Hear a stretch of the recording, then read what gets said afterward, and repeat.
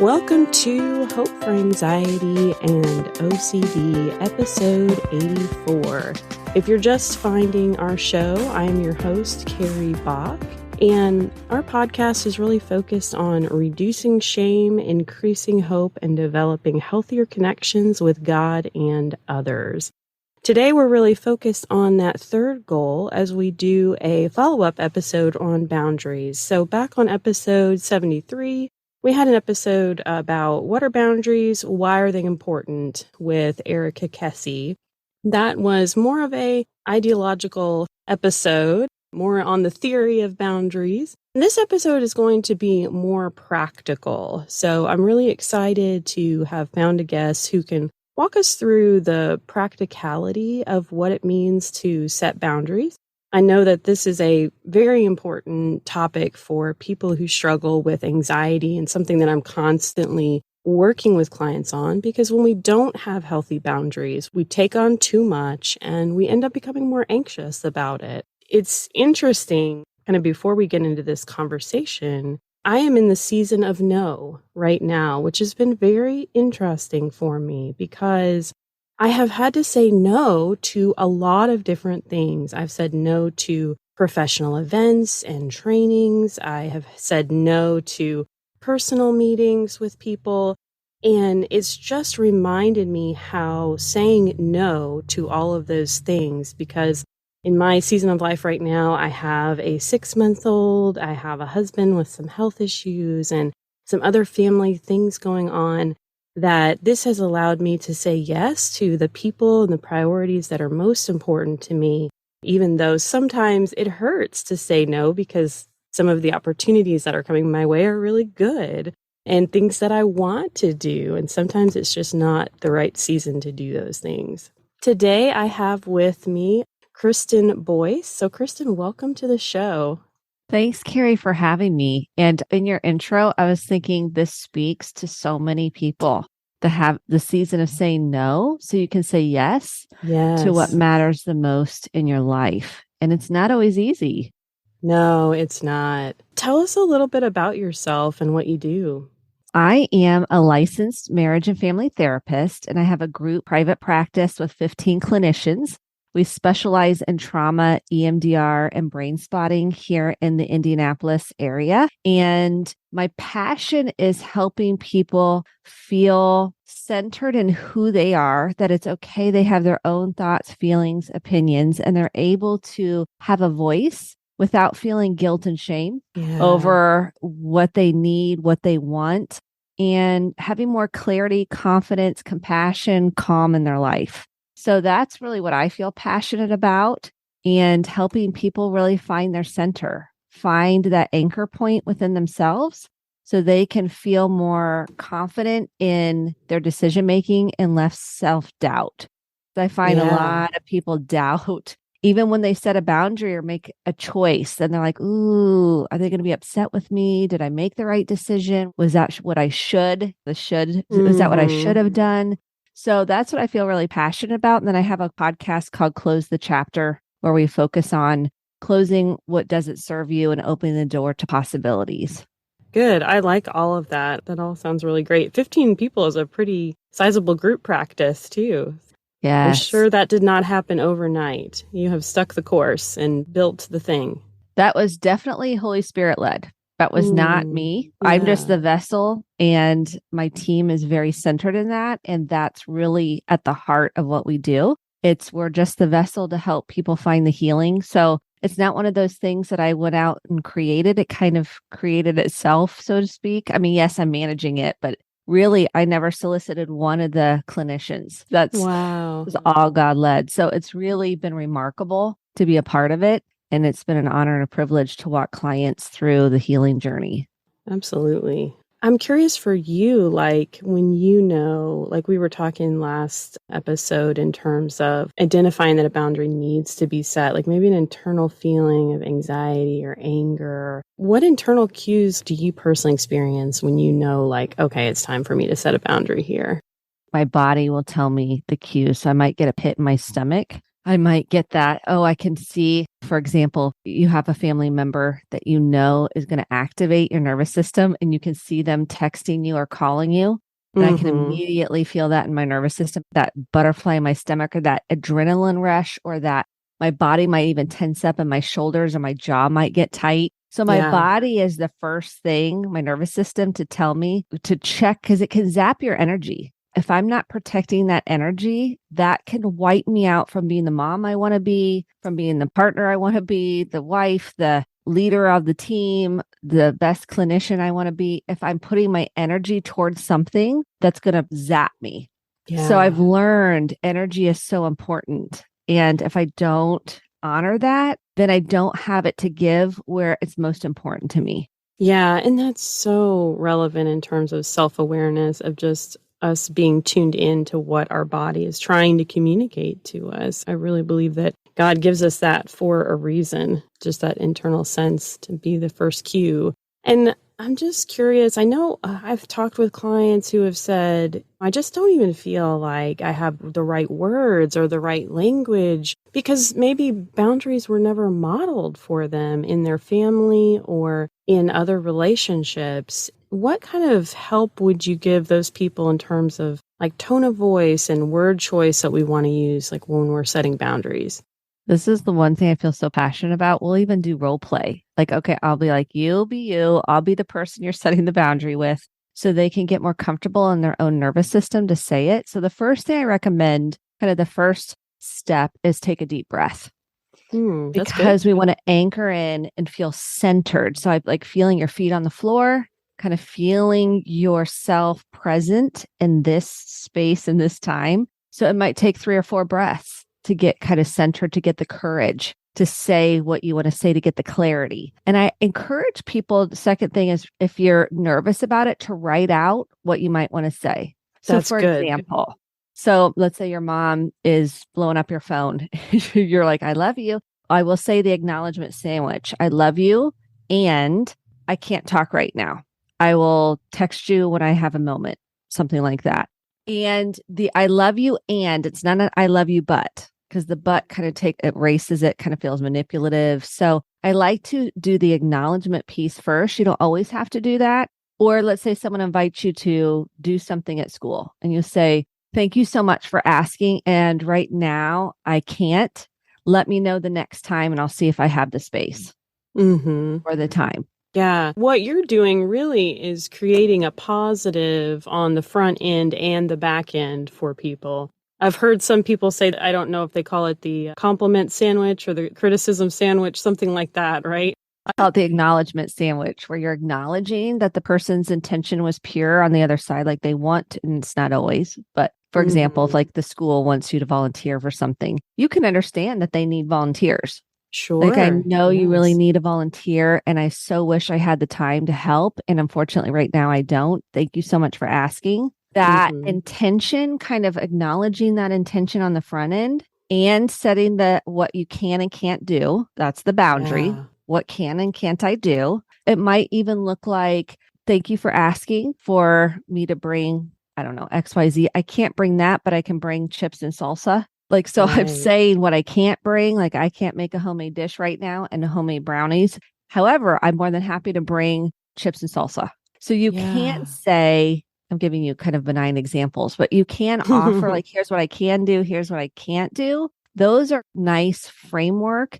And the tone of voice. So if it's more of a harder boundary, for example, it might be a family member might feel really activated or triggered by that family member, and really taking the deep breath. And if you cannot respond where you're going to be more intense and maybe have more of an angry response where you're not going to be real regulated, I always recommend take a pause. When you do feel like you're more centered in your response, maybe you pray over your response, you feel more clear in your tone of voice. Texting's so hard, but if you're saying it verbally where you can soften your voice a little bit, you can still be clear and direct. People are afraid, I don't want to be nasty. You don't have to be nasty at all. I can be very loving, but very clear and direct in my boundary. So I know you really want to connect right now, because that's why they're texting you, and I'm not available. I will reach out when I have a moment, and I'm not sure when that is, but I'll reach back out when I have a moment. Or If you're on the phone with somebody, let's say they're getting really intense on the other line, and you can feel your nervous system kind of getting really activated, you can say, I love you and I need to get off the phone right now. That's good. Yeah. Sometimes you can plan your boundary setting if it's an ongoing issue that you know that happens, such as mom gets into rages on the phone. And then you can say, okay, mom, I just want you to know if you start to escalate or if you start to raise your voice at me, I'm going to get off the phone, just so that you are aware of that. And then you can tell them kind of ahead of time. And then when it happens in the moment, like you've already prepped the person, right? So then when it happens, it's not a surprise to them anymore. You're just enforcing the boundary that you've already set. Okay, well, remember when we talked that if you started yelling, I was going to get off the phone. I'm going to get off the phone now. Going through the next thing. I think a lot of times when people don't have the confidence, their boundary comes out like almost like they feel like a mouse is talking, like, oh, please don't. Well, maybe if you could not do this. And it's this long, drawn out thing. What I'm hearing you say is really keep it short and more direct. So we don't want anybody to miss what we're trying to communicate to them in these situations. Just be short, clear, to the point. Yes. And one of the things I think that I really want to emphasize on the back end is people think, well, then they won't be upset with me if I just say it a certain way. And that's when we go on and on and on because we're trying to manage their response or their reaction or their emotions, and we can't. So when we go, okay, they may respond well and they may not. And I can't control how this is going to land for the person. I can only manage how I say it and feel really good about how I said it and feel like I came with a regulated as much as I could nervous system. And I said it in the most centered way I could. So what was my centered message? My centered message was, it's not okay to yell at me and I'm going to get off the phone now. I kind of explained you don't even have to say the word boundary. I explained that if you start yelling, I'm going to get off the phone. I love you and I'll talk to you later. It's more your centered message and you're centered in your nervous system. Those go hand in hand. And even I think adults and children respond similarly because when we think about setting boundaries, a lot of times we think about that in terms of discipline with children. No, you're not allowed to run in the house, those types of things. And if you give this long, drawn out explanation about, now, if you run, then this could happen and that could happen, and your message of what you're trying to convey can actually get lost in the shuffle rather than just saying, this is the line in the sand. And I think adults are similar. I mean, would you agree with that? Like, just respond similarly to the message. For sure. I think one of the most important things is if we aren't clear and direct, the person has no idea what you're saying. I'm working with couples, especially. They're like, well, I know you're really trying to be helpful, which is nice. That's a good front end kind of acknowledgement. But then they go on and on and on. And then they'll say, and I just wish we could have a little more connection time. And I'm like, okay, what are you exactly saying? Oh, you want the person to put the phone down when you're at dinner, turn the phones off, so you can have more connection time. So that's more clear and direct rather than making it this big, broad invitation where the other person feels so overwhelmed and lost and not clear on what you're saying. So it can be helpful to the other person's nervous system, even though they may not like it, to be more specific. Then they can decide whether they want to do that or not.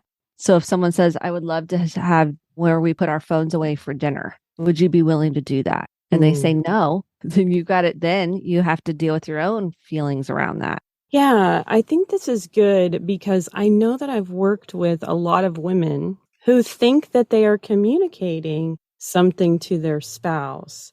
And I won't understand it, what they're trying to communicate that they're saying. And I'm like, okay, so let's boil this down to like, what is it that you actually want? That knowing what you actually want can be a really good precursor to setting a boundary or communicating with someone else about something. And that I think you can kind of cue in just being more mindful internally. What is it that I would like in this relationship? I want more connection. Okay, so if you had more connection, what would that look like? Oh, he wouldn't be texting on the phone during dinner. Okay. Well, that's a pretty clear behavior that could be changed by someone. that you're asking. I think sometimes if a man hears, I want more connection, well, I mean, that could mean 20 different things. What does that mean? I think that this is a really good concept for people when they're creating the boundary. I like what you said earlier, and I wanted to circle back around to it and not miss it. You talked about writing down what you want to say, and I definitely have made some bullet points on a Post-it note in the past for things that I wanted to make sure that I communicated to people in my life, especially when I knew they were going to be hard, heavy, emotional conversations. Sometimes you can't be 100% regulated. You're going to be nervous in that conversation, or it's going to be hard. And you may forget things because of that emotional reactivity you were talking about. So just having those 1 or 2 points that's kind of like the bottom line message that you want to come across with, I think is so valuable and beneficial. Yes, I've worked with several clients where they had an emotionally unavailable parent. What does that mean? Like the parent wasn't available to acknowledge their feelings or hear what they had to say or really be attuned to them. I had one client, and what I had typically is I'll do a letter writing exercise. This is not to give them. This is for you to get clarity on what are you wanting specifically from, like, what are you hoping to get out of this conversation, right? Yeah. So they write the letter, and then we do 3 bullets of what are you asking for? What are the 3 central messages? What are your centered messages that you are trying to communicate? And you put it in the 3 bullet points. And then when you go into the conversation, it's okay to take the letter. It's okay to take the bullet point Post-it. It's okay to take those or put it in your phone to have something to reference, because your brain will then cue when we get anxious. Sometimes we can go in fight, flight, freeze, fawn. Fawn is that people pleasing response, or even flop, where you kind of just faint, like your nervous system gets overwhelmed. This can help you kind of cue the brain on, oh, yes, this is what I was trying to say. You feel more confident and clear in what you're communicating. And that can be really helpful when you're having hard conversations or trying to communicate a boundary, what's okay, what's not okay with you, or what you're wanting or needing. Mm-hmm. It's more clear and specific. Yeah. So I wanted to go through a couple scenarios. And I think you've already gave us some great examples and language and talked about the acknowledgement sandwich. So I'm going to give you a couple maybe that are hard, more in terms of relationally, right? Like if someone we don't know asks us to do something, it might be a little bit easier to say no to it versus when someone asks something of us that we really want to please that person, or we have a close relationship and we're afraid that somehow that relationship might get threatened if we set a boundary. I'll read you one of these and I'd love for you to just respond. Okay? That sounds wonderful. Let's just say that your close friend asks you to help with the school fundraiser coming up next month. And now this is not just showing up for it, but it's planning, there's preparation, and then actually showing up. And so due to family and work commitments, you don't feel like you can add one more thing on your plate right now. What do you tell her? Thank you so much for asking for me to help with the fundraiser. I know you've got a lot on your plate. I so wish I could help, and unfortunately I can't right now. Let me know in the future if you need help, and maybe at that time I'll have more bandwidth. Good. I still feel like you like me when you said that. Oh, good. Because maybe you still that's feel connected. Yes, like able to keep the relational connection, because if someone's asking you to do something, they know that you would be a good person for that probably. Like maybe you've done fundraisers in the past, or maybe you're a person that they know is going to show up and actually get the work done that needs to be done. So that is somewhat of an honor to be asked to do something like that. It is. And it feels good to us. If we're honest, a lot of times it feels good that we're chosen, because maybe our inner child says, well, I was always picked last in gym class, or no one ever wanted to sit with me. And so that little part of you inside says, oh, that feels so nice to be picked. Yes. And yet we know we don't have the energy or the time, because it'll take us away from what we need to pour into, which might be our child, our newborn, our husband that needs our attention, or another family member, or even yourself, right? Maybe you're just at a burnout point and you're feeling really run down and your tank is empty. You don't have it to offer. And that's okay. Like we are so conditioned to be givers. And when the tank is low, I'm not at my best self. And then that brings shame of I'm not a good enough mom, or I'm not good enough wife, or I'm not a good enough boss, fill in the blank. And then I don't have the energy to really kind of recover because I'm sleep deprived, I'm exhausted, whatever. I'm giving out too much and my tank is too low. So then I don't have it to give what matters most to me. Yeah. So it's so important that we are giving ourselves permission to identify when your tank is low, a boundary is necessary. I interviewed a cancer survivor recently who talked about accepting your limitations, but also not being defined by those limitations, finding a balance and just respecting his energy level and what he has to give. And he has to say no to a lot of different things due to still being on a maintenance dose of chemotherapy and so forth. It was interesting to have that conversation because I think that it's hard and somewhat painful sometimes for us to admit our limitations, to admit that we have a low level of bandwidth or that we're exhausted right now, or because of our mental health struggles, we're not able to do something. That's a hard admittance sometimes for people. It is because the shame tells us you should do it. You should be a giver. You should be a good Christian. You should be a good person. You should be a good mom. You should be a good volunteer. Like the shame stories that we have and the conditioning block us from actually taking care of ourselves and list. Because once we get to the body shutdown, we are really depleted. Like if we're getting sick, we are getting run down. Like the body has tried to give us signals all along, but we've pushed through. And now the body is saying, screaming at us, I am begging you to set these boundaries. I am begging you to listen to me that I can't keep going. But the shame says, oh, but what are they going to think if I say no? See, the shame stories are big and they block us from having the healthy boundaries many times. Absolutely. So watching the shame stories, those should, and that guilt really is an invitation for us to go, okay, I need to kind of regroup here. I need to take a pause. And sometimes taking a pause to give you some time to come up with how you're going to respond is okay. Thank you for asking. Let me check my calendar and I'll get back to you. So that pause sometimes can give you the space to then recenter and come back with, thank you so much for asking. I wish I had the time. Unfortunately, I don't. Keep me in mind for next time. Or you don't even have to say, keep me in mind for next time.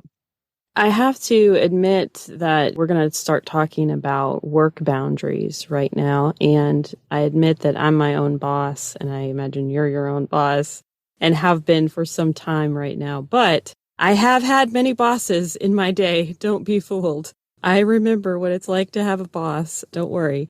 And I think a lot of times people feel like I can't set a boundary at work because my job is my livelihood and I cannot threaten my livelihood. Will you talk to us about that piece a little bit? Because I feel like we're in the day and age where employers will just push and push and push the envelope to burn people out and sometimes don't care. This is a whole different world now with the phones and we're mobile. Yes. So the boundaries feel very diffuse. Like we feel like we should respond to the email right away, or they're going to think I'm not working, or they're going to think I'm not doing my job. So there's a lot of fear in setting with authority figures, so to speak, where it feels like your livelihood is tied to your performance. And oftentimes I'll work a lot with clients on, okay, let's really take a look at what's realistic for you to be able to do and what isn't. And the lines are very blurry there, right? Because they feel like they should be doing all of this. And then we'll walk into, okay, what are you really wanting to say to your boss? Like pretend like, or I'm your boss. What would you really want to say to your boss? And it's scary. So their brains kind of have to fight, flight, or freeze response or fawn, right? Like we talked about. That survival state response, that they don't feel like they have a voice. And so we'll work on, okay, what if we said something along these lines? And this is just an example. I am so grateful for this job. I love working here. And maybe you don't. So you have to tweak this based on what's real and true for you. So it's authentic. We don't want it to be inauthentic. Authenticity is good. Yes. So important. And I'm just feeling this sense of overwhelm and be specific. Here's what I think, come up with solutions. What I think would be helpful is if we could, here's what I think I can still meet deadlines with. And here's what I'm not sure I'm not going to be able to meet this deadline realistically. So I come up with a solution. Here's some ideas on how I could have so-and-so really help me with this piece or that piece. Oftentimes we get into, I've got to do it without thinking about other solutions or options. Yes, that's very true. Knowing how to delegate or how to work as a team or ask for help, those are all like very important skills to have in these situations. When we can say, I feel overwhelmed and I kind of feel like I'm knocking at the door of burnout, those are important conversations now that really a lot of companies are talking about because their employees are burned out. And is this a healthy environment? This is the other thing. Sometimes we have to explore, is this a healthy environment for you? If not, and this can be a journey, this isn't overnight, do we start looking for other options that might be a healthier fit for you? Yeah. That you're going to be able to have some limits. And so at 5:00, you're done. So some folks just need a healthier environment. It depends on the health of the organization too. So if you have this conversation and it's not received well, then we have to process on the back end what comes up for you. Is this the best fit for you? Is this the best job for you? Now, that's not always, sometimes it is a great job and it is a great fit. And it's worth exploration to say, what is my fear if I speak up? A lot of times it's, I'm going to lose my job. I'm not going to get the promotion. They're going to think I can't handle it. I'm just naming a few, right? Sure. They're afraid of rejection. They're afraid of failure. And when we can process what's really at the root of that, then we start having a voice. So there's an important concept here, I think, when we talk about boundaries, it's not talked about often, that is essential. And as therapists, you've heard of this before, but we look at the human developmental continuum. I'm going to throw this out there because I think it can really be helpful for people when they're looking at workplace boundaries or boundaries in a family system or in a marriage or in a partnership or with their children. There's a concept called individuation and separation. Okay, this is differentiation. Yes. So in a family system, if you're allowed to have your own thoughts, feelings, and opinions, and it's okay, it's celebrated, it's a normal part of human development, it's not a threat to the system. The system can say, it's okay. This is normal for you to question things, for you to kind of integrate what your own thoughts and feelings and opinions about it to land on what resonates for you.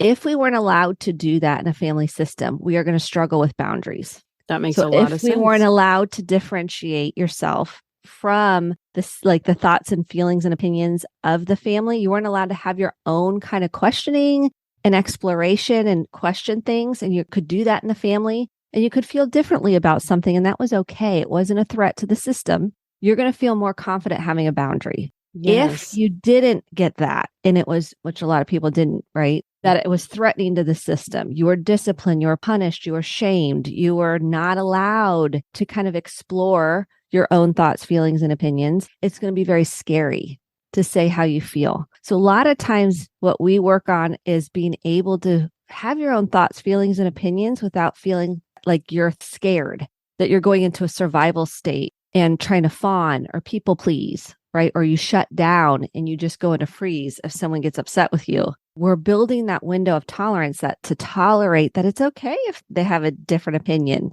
It's not okay if they yell at you, but it's okay if they get sad over something that you're like, oh, it's okay. You're not responsible for managing that emotion. So in the workplace, when you can go, it's okay for me to say, this is what I can do and this is what I can't do. We then have more centeredness and a voice. So that individuation process is very important to explore when we set boundaries. Yes, absolutely. In the sense of, a lot of family dynamics, there's a level of codependency, not just in homes with people who have substance abuse issues, but in other homes as well, where it was like, well, we had to do please mom at all costs or please dad at all costs. And then if we went against anything on that, there was maybe harsh punishment because it was dad's way or the highway. I find that in those situations, yes, boundaries are very difficult. And a lot of times I work with my clients on kind of like goals of adolescence, maybe that they never achieved, because I really feel like what you're talking about is part of a goal of adolescence. Is like you go out, you explore the world, you decide what you like and don't like, you decide what things you want to take from your family and what things you don't. And in some situations, that was not allowed. Kids were very sheltered or shamed for having a difference of opinion or thinking on their own. This is definitely very relevant. So let's say that your boss asks you to take on a large project for work. It's not a requirement, but it definitely would help your career. It might say you ace this project, it would give you a promotion. You're also in the process of caring for your elderly mother. Don't feel you have the mental and emotional energy to give your best work to this project. Additional work hours, additional stress, and you don't want to disappoint your boss and are afraid of maybe hurting your career or not getting that promotion. What do you say? This is so big to unpack. There's so many Lots of layers. Lots of layers. And it depends on what do you want? Like, how badly do you want the promotion? On a 0 to 10, I have people do a lot of scaling so they can get more clarity on their internal needs and wants. They'll go on a 0 to 10, 10 being, I'll do whatever it takes. 100% I want the promotion. 0, I don't really want it at all. If we weren't allowed to differentiate, we don't even explore, why do I want that? It's like the first step. Yeah. Or are we doing an automatic response? Like, that's the next step. I need the promotion. And that's like my next thing. I'm not even looking at, do I really want it? Why do I really want it? Can I even handle it? So let's say you do really want it, just to play this out. Let's say you really want promotion and you're still taking care of your elderly mother. Here's the bottom line. You're going to need help. Yes. So I am much more rooted in reality and the reality rather than the fantasy of what we think we can do. The reality is you won't be able to do both. Well, I mean, you won't be able to do it all. We know this. It's a fantasy if I think I can do it all. Something's going to give, and it's going to be my health. It's going to be, I'm going to feel resentful towards my mom, the job. I'm going to go to burnout. So I think the first thing when we look at that is, am I willing to ask for help? Yes. If I'm not, I'm probably not going to be able to do this promotion well. And it's probably going to be a cost to me. So I think the first thing is asking yourself, what do I want? Am I willing to ask for help? And let's say you are. Let's say you're like, yes, I can do it. Okay. I think being transparent with the boss and saying, and I know this is feeling I'm about authenticity requires transparency. And that the truth shall set you free. Now, it's a healthy work environment. They're going to go, oh, that makes sense to me. If you say something like, I really, really would love to take this promotion. This is something I'm passionate about. I really am excited about. And I want to let you know I'm taking care of my elderly mom. And there may be times where I might have an emergency and I've got to buzz out or I have to take care of my mom. I'm going to be seeing if I can get some help with my mom. I wanted to let you know up front to be transparent. So my nervous system then goes, okay, I've told them up front. I was transparent up front about what's going on so they know. And maybe they're not comfortable giving you the promotion at that time. That's a risk you run. But transparency leads to freedom. If we're hiding, we're maneuvering, we're trying to act like we have it all together, that will lead you down the road to exhaustion. Yeah. It will lead you down to the road to unfulfillment and dissatisfaction and resentment. Every time I'm like, play the movie out. I'll say something to a client, like I'll go, okay, play the movie out like you get the promotion and you're taking care of your elderly mom. Tell me what you see in the movie. And they're like, I can't do it. I'm burned out, exhausted. I'm like, okay, so what would you need in order to take the promotion and take care of your mom? So we get more clarity when we play the movie out of what is real for me, what will work for me, what won't work for me. And now we have to work on the courage to say it out loud. That's the hardest part, typically. Is saying it out loud because we're scared they won't consider us for the promotion. But in the reality of things, when you're transparent, builds trust. Transparency builds trust. It's whenever there's a betrayal, we know that transparency is essential to rebuild that trust over time. So when you're with a boss and you're transparent, the boss goes, oh, I really appreciate you sharing that with me. Yeah. If you have a healthy boss, right? So there's a lot of layers to this to consider when setting a boundary. Yeah, for sure. And I've definitely been in environments where I was transparent and it was used against me. And of course, that made me pull back and not want to be transparent. So recognizing like what your relationship is with your supervisor and how that information is going to be utilized. I do find that people are much more understanding when we're upfront about things versus when we're not. And we don't have to overshare. That's the other key. You don't have to give every detail. It's a high level. I'm taking care of my elderly mom. And if it's not received well, that's information for us. Yes. Evaluate whether the long term this is going to be a healthy place of employment. And that's key information. Like you said, it's used against you, which definitely happens. Is this going to be a long-term healthy environment for you to continue to work in? Right. And that's scary for people to think about changing, right? Their place of employment. And it can also be empowering when they do decide to make a change, whatever that looks like. I was in what I would consider a toxic work environment for a period. And what I realized in that process was there were a couple of times they would vacillate between we love you, we hate you. And when they loved me, they loved me. And when they hated me, they hated me.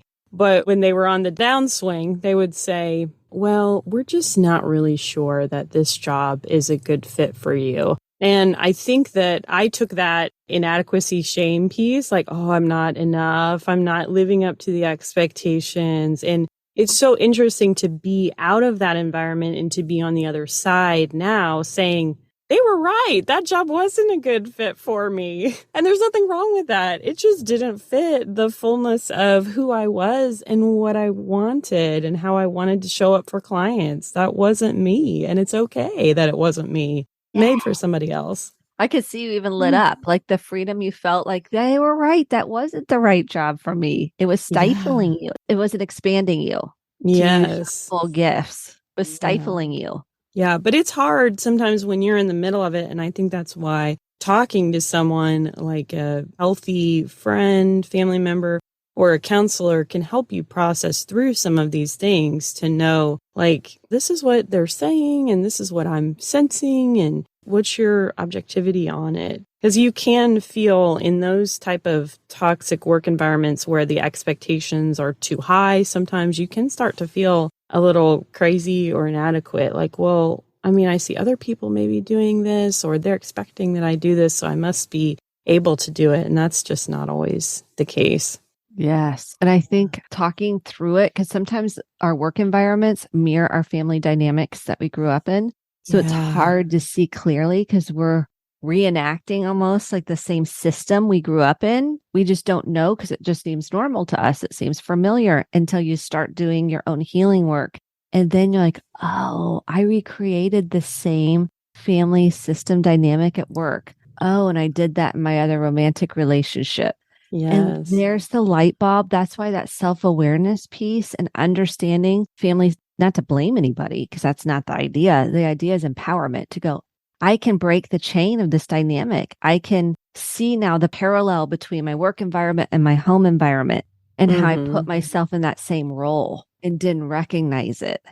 I know that Christians a lot of times struggle feeling like I have to say yes. I've got to help people. God wants me to be giving. God wants me to be hospitable. And how would you really encourage these individuals that it is okay to say no sometimes and you're still a good Christian? I love the and in both. I can be a loving, caring, compassionate person as long as I'm having boundaries.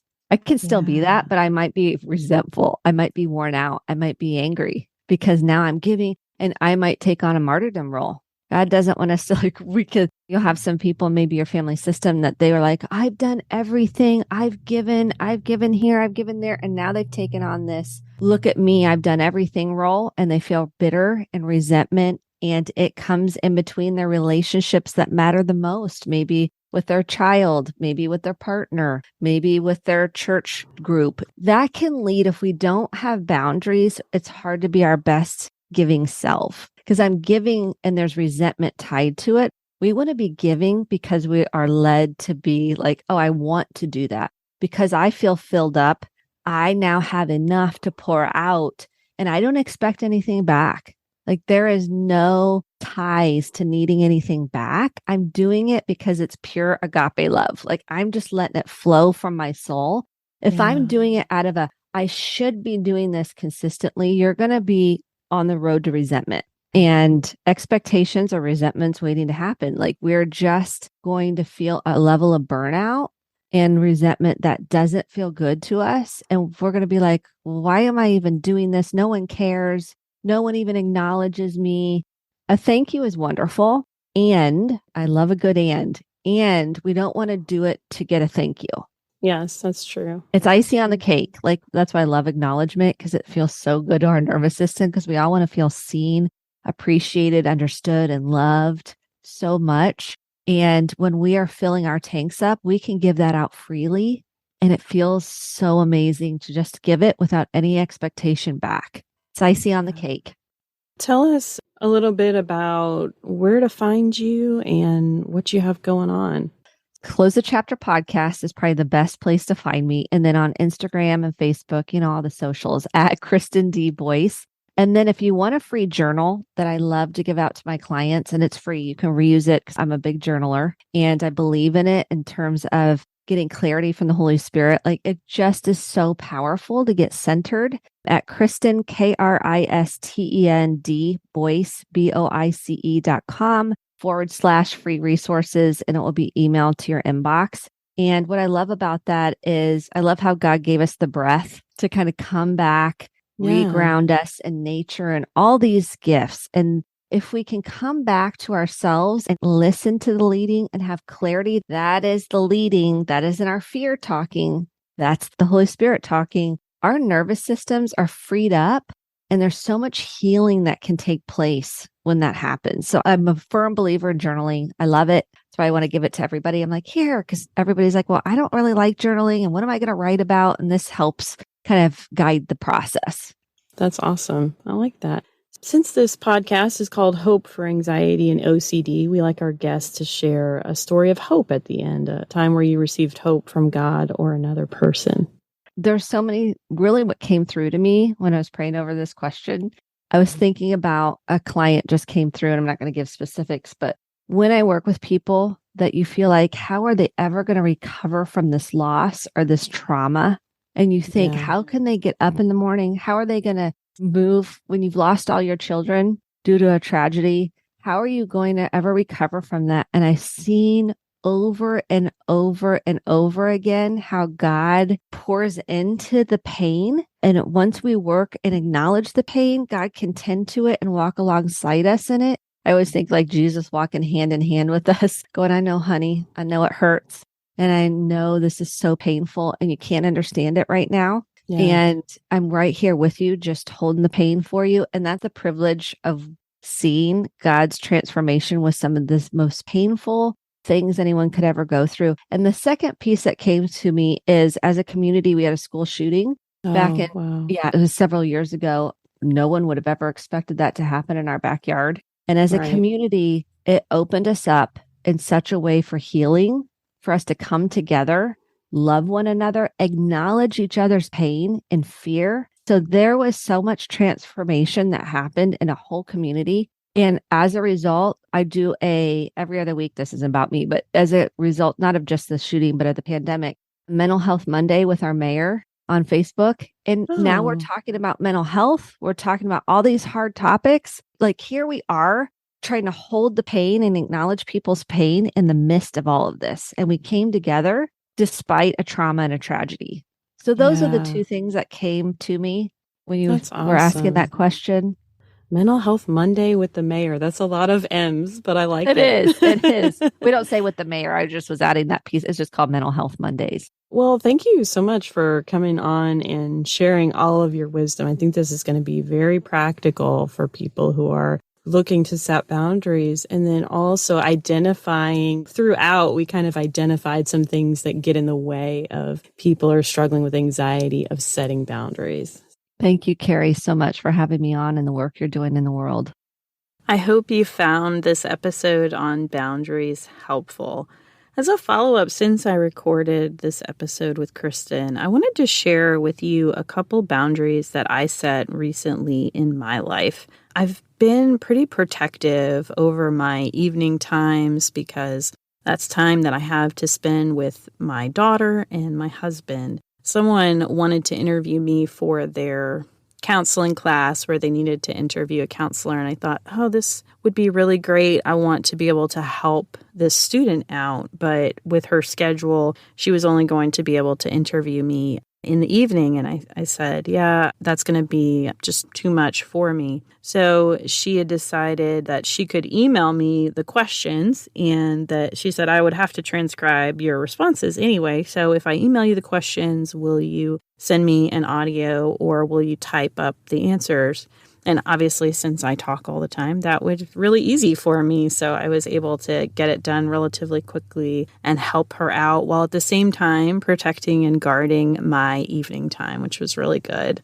I had another situation where someone wanted to get together with me, ask some questions about private practice. I knew that my schedule was pretty jam-packed, but I said, hey, I'm going to be dropping my husband off for physical therapy at this day and time, and there's a Starbucks right around the corner. If you can meet me there, I'd be happy to meet with you and talk to you while he's in physical therapy. So it ended up working out, and I found out that person actually probably drove about 30 minutes and arranged their schedule to be able to meet with me, which was really kind. But we were able to kind of be on the same page and both get our needs met, which was really cool. And I know that things don't always work out this way. If that person had said, no, I can't do that day, or time, we may have just parted ways at that point. But it's always nice, when we can kind of let other people know, hey, I want to help you, and this is what I'm able to do in order to be able to do that. And unfortunately, I'm not able to do,